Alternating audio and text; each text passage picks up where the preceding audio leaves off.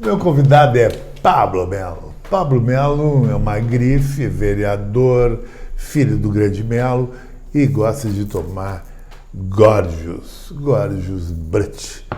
Diz que moscatel é pra gata só. Pablo Melo, como é que tá a vida de vereador? Como é que tá a tua história esse ano? Conheci a senhora, tua mãe, muito simpática, bonita, querida, lá na TV Pampa, no programa do Paulo Sérgio. Ela me falou de um empreendimento muito legal que vocês estão fazendo. Né? Chicão, primeiro é uma satisfação estar contigo. Sabe que eu sou teu fã. Eu sou da época que eu assistia. Da época do Passaporte da Noite. Da lancha sem lancha. Com o Pedro Melo nas Pedro Melo, na boca. Beleza, Lobão. Júlio Rigoto. Enfim, então. E assisti o programa Chicão Tô Fã. Na madrugada. Na madrugada. Né? Então eu sou teu fã e hoje em dia tenho a honra de ser teu amigo também. Somos amigos aí há muito tempo.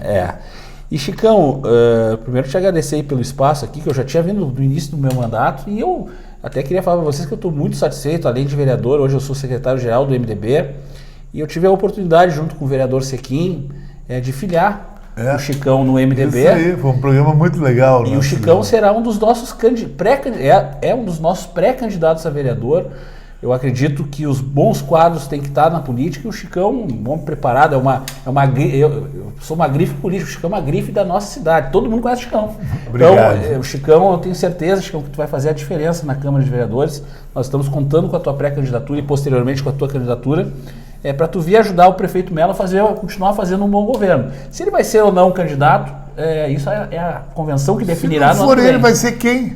Então, quem? Exatamente. Então, caminha para isso, mas só interessa a oposição antecipar a eleição. Então, vamos continuar trabalhando. A oposição é que não tem candidato, esse que é o problema, né?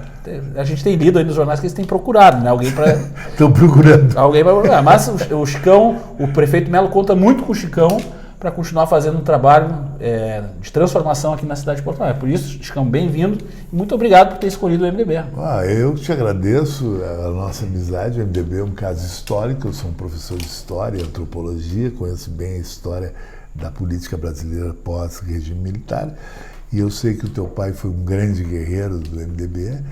Eu gostava mais do nome PMDB, eu estava mais acostumado, tu não acha? Partido do Movimento. Começou o MDB, se tornou era MDB, se tornou PMDB e voltou ao MDB. Tu sabe, Chicão, eu tive esses dias fazendo um vídeo ali na Esquina Democrática, exatamente isso. A gente está vendo essa questão da lei das fake news, que eu chamo de lei da censura e da mordaça, que está no Congresso, e eu falo nesse vídeo, Chicão, e tu, que conhece como ninguém a história brasileira, enfim, a história da luta por democracia na nossa cidade. Eu falei que homens como meu pai, quando era jovem, como Pedro Simão, Ulisses Guimarães, o próprio Fogaça, que nosso prefeito, Severo Gomes, lutaram por democracia lá atrás. E é praticamente impensável que nos dias de hoje nós tenhamos novamente que lutar por liberdade. Pela democracia, porque a liberdade é o pilar principal de uma democracia, né?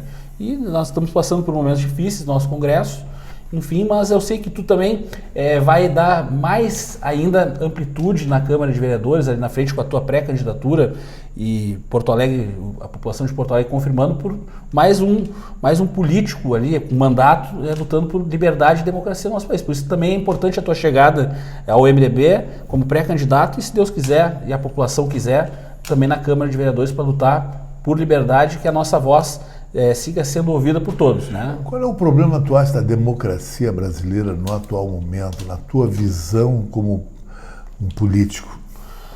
Chicão, nós tivemos a política em nosso país, em outros países está polarizado, viu até a própria eleição Biden versus Trump, nos Estados Unidos esse fenômeno tem acontecido, está polarizado, muito essa questão de direita e esquerda, e eu aprendi com meu pai que o princípio da democracia é tu respeitar quem é diferente, quem pensa de... É a pluralidade. É a pluralidade, a diversidade de pensamento.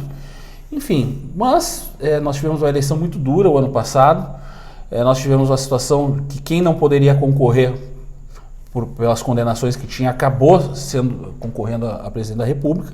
Eu não vou discutir aqui resultado de eleição, porque eu aprendi a respeitar e sempre respeitei o resultado das urnas, Mas o que me parece é que quem vence uma eleição é que tem que sinalizar que quer pacificar o país. E, infelizmente, não me parece que é isso que está acontecendo. Não está acontecendo. Está guerreando o país. Exatamente. Parece que é um governo, o que me parece que é um governo de revanche. De vingança. E de vingança contra aqueles que pensam e que não quiseram votar conforme este projeto que está em andamento. Então eu tenho muito medo, então acho que nós estamos vendo um problema exatamente isso, porque quem venceu a eleição é que tinha que fazer a sinalização que queria pacificar o país e respeitar também metade, a diferença em termos de porcentagem é mínima do resultado da eleição, mas em termos de população, o número, nós somos 215 milhões de brasileiros. A diferença da eleição foi 1.900.000 votos. Quase 2 milhões, exatamente. É uma cidade.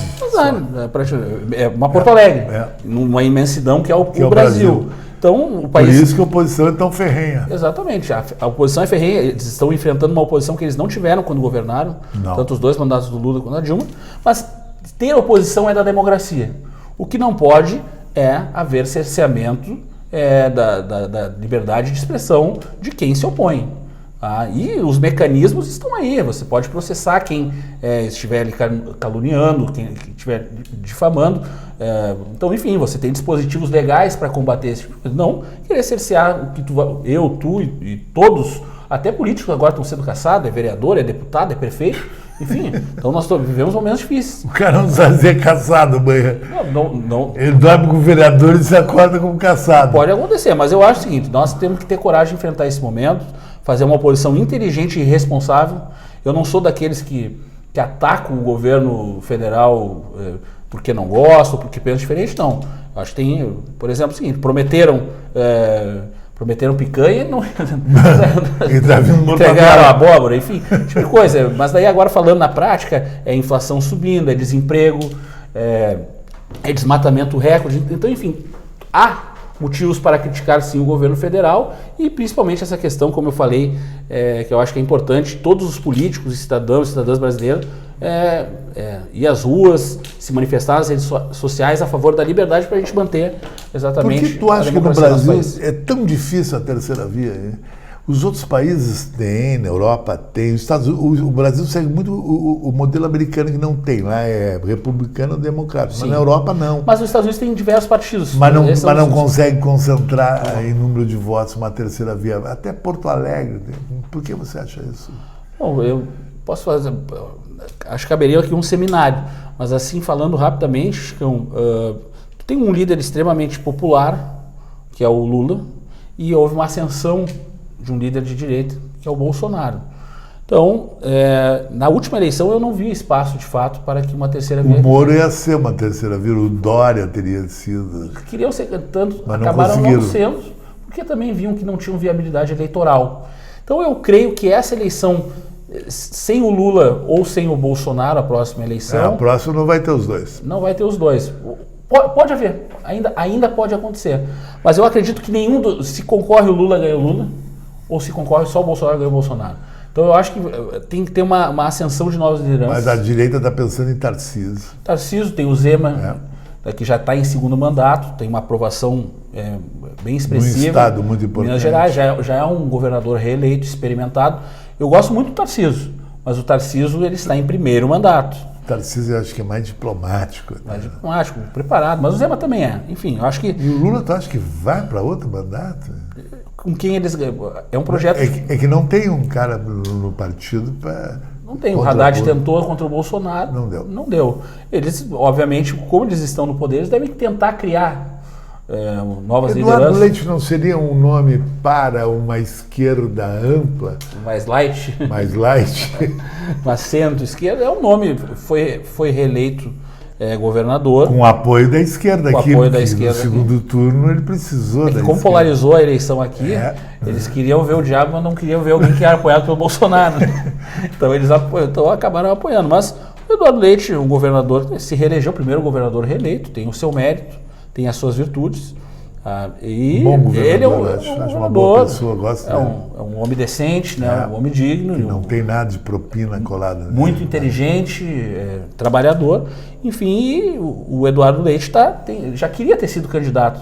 Até uma das minhas críticas, e quando eu faço uma crítica no campo político, que na verdade ele estava muito mais interessado na candidatura a presidente da República. Ali cortaram ele e ficaram sem candidato. E ele acabou muito mais concorrendo a governador por não ter conseguido viabilizar uma candidatura à presidência da República do que por vontade própria. Então, concorrer a governador acabou sendo um prêmio de consolação ali. Mas, vereador, eu quero aproveitar e fazer uma pergunta para ti, que eu sinto muito depois daquele nosso programa e depois da divulgação na Pampa e nos outros veículos, da minha adesão ao teu partido, no qual o teu pai é um dos grandes líderes. O pessoal me pergunta muito que o MDB aqui no Sul apoiou o Bolsonaro, na cabeça deles. Sim. Eu acho que o MDB no Sul, ele é um centro-direita. Mas tu vai para o restante do país, tu vê o Renan, os Barbalhos. E a ministra... A Simone Tebet. Simone Tebet, que está no governo Lula. Qual é a tua avaliação do MDB em relação ao Rio Grande do Sul? O MDB do Rio Grande do Sul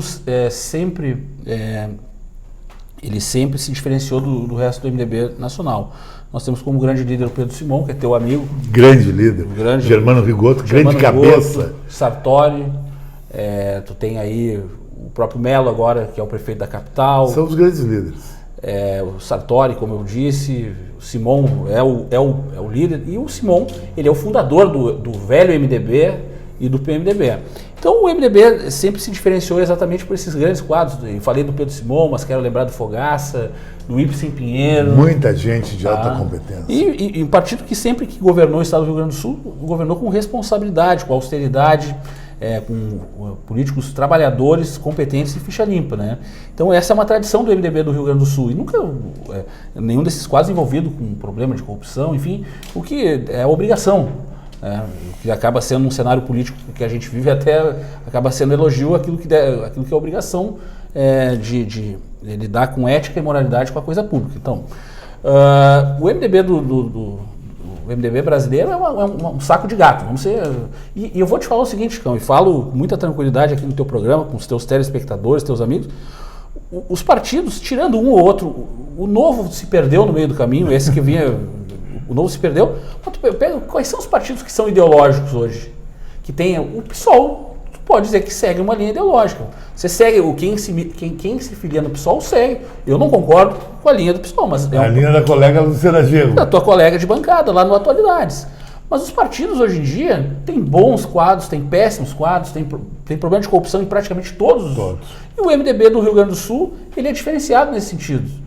Tem bons quadros históricos. E ele tem uma linha Tem uma linha ideológica e de um centro democrático que dialoga, quando governa, dialoga com todos os setores da sociedade. Porque ideologia, Chicão, não coloca comida na mesa de ninguém, não coloca professor na sala de aula, não coloca médico em posto de saúde. Então, ideologia é muito bom lá para a gente defender na tribuna quando tu estiver lá. É importante a gente expressar aquilo que a gente entende que é o melhor para a nossa sociedade e como a gente enxerga o mundo. Agora, o que efetivamente faz a diferença nos quadros do MDB, que tu hoje faz parte, com muita honra para nós, é exatamente quando o MDB governa, o MDB olha para todos, mas sobretudo para aqueles que mais precisam. Tá? E o MDB dialoga exatamente com todos os setores da sociedade, seja de direita, de esquerda, por isso que o MDB é o centro democrático e é tido assim, não só no Rio Grande do Sul, como no Brasil. Mas nós temos diferenças profundas exatamente com quadros do Norte e Nordeste do MDB, que são, infelizmente, tem escândalos de corrupção, enfim. Só para uma outra hora. Só para encerrar essa nossa conversa maravilhosa aqui no final da manhã, aqui que eu recebo você e o teu assessor aí direto. Doutor Tiago. Doutor Tiago, direto, que é o homem, que é o chefe de gabinete. O chefe de gabinete ganha mais que o vereador, porque a democracia da Câmara, eu acho que é muito legal isso aí. E saber o seguinte, a tua mãe que eu conheci... Até para fazer uma retificação, ela é como se fosse a minha mãe é falecida, a Maria Angélica, a família de Santana do Livramento, da minha mãe, é porto-alegrense, mas faleceu com 62 anos. Mas a Valéria é como se fosse... Eu não sabia, ela é a esposa do mas ela é como se fosse uma pessoa maravilhosa. Foi muito legal, uma pessoa encantadora, bonita, inteligente, falamos dela e de ti, do teu projeto aí. Queria que tu desse 30 segundos para o que está rolando aí de novidade. Eu sou autor da lei do laudo permanente com validade indeterminada para pessoas com autismo. Eu estou com o projeto junto com a primeira-dama, com a Valéria, exatamente de apoiamento lá ao Instituto das Crianças com Diabetes, no Via Vida, enfim, projetos sociais que fazem a diferença exatamente nesses segmentos da sociedade que tanto precisa. Então, a primeira-dama tem muito essa linha de trabalho social e o nosso mandato tem dado suporte para ajudar essas pessoas que tanto precisam na nossa cidade. Muito legal. Isso aí reforça aquilo que eu disse na Pampa. Com o Melo, Porto Alegre se tornou a cidade número 1 para te fazer negócio no Brasil. Não é São Paulo, Rio, é Porto Alegre. E estamos com turismo legal, hein? O Pontal do meu querido amigo Saul Boff é uma obra, olha, o shopping mais bonito do Brasil. O Pontal tem o trecho 1, trecho 2, trecho 3 da Orla, vem a revitalização do centro. Está em andamento a revitalização do 4º distrito. E temos o 360 do Edemildo Simonetti, que 360, gosta muito de jantar lá, 360. olhando o Guaíba, né? Mas eu prefiro o Guapo. O Guapo é o cara. É mais intimista ali. O Guapo é mais intimista, né? Eu gosto, Aí, mais charmoso. Vamos ter que almoçar no Guapo por conta do Edemildo. Valeu, querido. Foi um prazer. Que relógio você está usando hoje? Muito chique. Tá bom. Muito VIP. Esse é o meu amigo, que é tão democrático que ele é candidato a vereador ano que vem, que nem eu, só que ele vai fazer a minha campanha também. O meu candidato vai me apoiar. Isso aí é o máximo da democracia. Eu e o Sequinho somos cabo eleitoral. Isso aí é coisa da família Kennedy nos Estados Unidos. Tchau, querido. Um abraço.